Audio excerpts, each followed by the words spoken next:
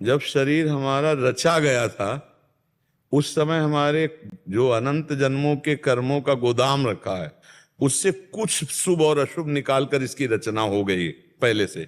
शरणागत तो अब हम हो रहे हैं, रचना तो शरीर की पहले से हो गई थी। अब उस रचना में लिखा 40 वर्ष में एक्सीडेंट होगा, आपकी टांग टूटेगी, तो आप भक्ति करो या ना करो आपकी टांग टूटेगी। 40 वर्ष की घटना में होगा।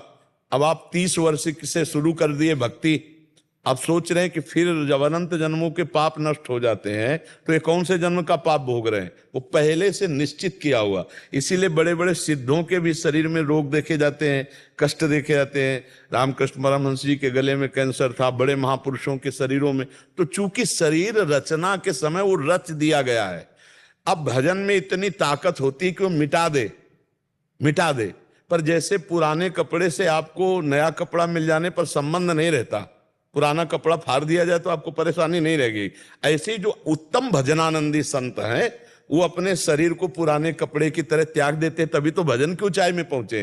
तो शरीर के रोग को वो नष्ट कर सकते हैं पर वो नष्ट नहीं करते, वो उसे भोग लेते हैं और भजन प्रताप से भगवान को प्राप्त कर लेते हैं। तो ये जो अभी आप लोगों ने भक्ति शुरू की है ये आपकी अभी नई फसल है, लेकिन पुरानी फसल से जो हमारे शरीर में रचना रच दी गई।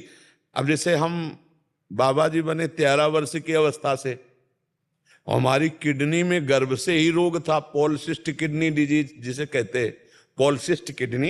ये तो वंशानुगत रोग है। अब हमें क्या पता, 35 साल बाबा जी के बनने के बाद हमको वृंदावन में जब दर्द हुआ जांच करे तो बोले पॉलिसिस्ट किडनी। अब भोगना पड़ रहा है। बाबा जी तो हम बचपन से हैं, लेकिन बाबा जी इस जन्म में हम बने, किसी जन्म का पाप कर्म का विधान गर्भ से ही रच दिया गया था कि मां को ये रोग था और उसी गर्भ से हमको हुआ, और भी संतानों को भी है, और भी औरों को भी है जो हमारे मां के गर्भ में रहे, उनके औरों के भी है। तो अब ये भोग हमारे पूर्व जन्म का है। अब हम कहते हैं हम तो भक्ति बचपन से कर रहे हैं, किडनी क्यों फेल कर दी गई? क्योंकि इस शरीर की रचना के समय पहले से ही वो रचा जा चुका है, भक्ति अब कर रहे हैं और रचना का पहले से विधान हो गया। तो हम लोग अब क्या करते हैं कि जैसे अभी भक्ति शुरू की और अभी प्रतिकूलताओं का नंबर आ गया, तो लगता है जब से भक्ति शुरू की तब से प्रतिकूलता शुरू हो गई। एक आदमी पाप कर रहा है और चकाचक आनंद उसके बढ़ता चला जा रहा है, क्योंकि उसके पुण्य का प्रताप चल रहा है। और जिस दिन ये पुण्य का प्रताप खत्म हुआ और ये पाप कर्म और पूर्व पाप कर्म मिले तो ब्लास्ट हो जाएगा, नष्ट हो जाएगा।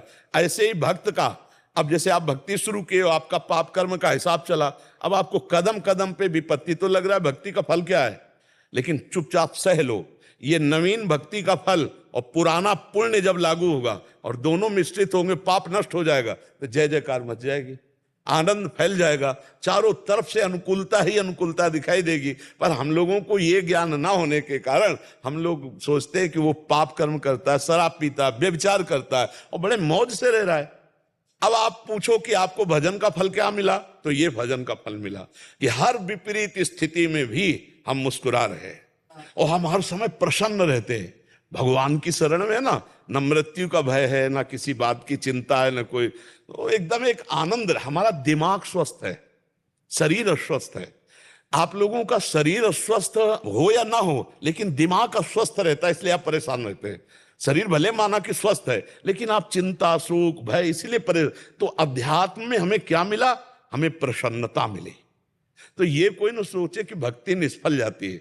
तो हम ये इसलिए अपनी बात इसलिए सुना देते हैं कि तुम्हें ये विश्वास हो जाए कि भगवान के मार्ग में दुख जो पूर्व से आया है उससे बचने की सामर्थ्य मिलती है। ये भक्ति में नहीं कि हम भक्ति शुरू की तो हमारे अनंत जन्मों के जब पाप नष्ट हो गए, तो किस पाप का? जिस पाप से निकालकर हमारे शरीर की रचना हुई है वो तो पहले हो गई ना। शरणागति तो हम अब हो रहे हैं, तो अब हमको सामर्थ्य मिलेगी सहने की, भोगने की, लेकिन भोगना पड़ेगा।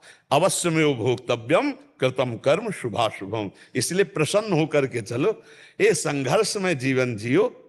ऐसा क्यों डरते हो कि मतलब विपत्ति और दुख? अरे नहीं, चीर कर आगे निकलो विपत्तियों से। हम भगवान के अंश हैं, हम किसी भी स्थिति में हारने वाले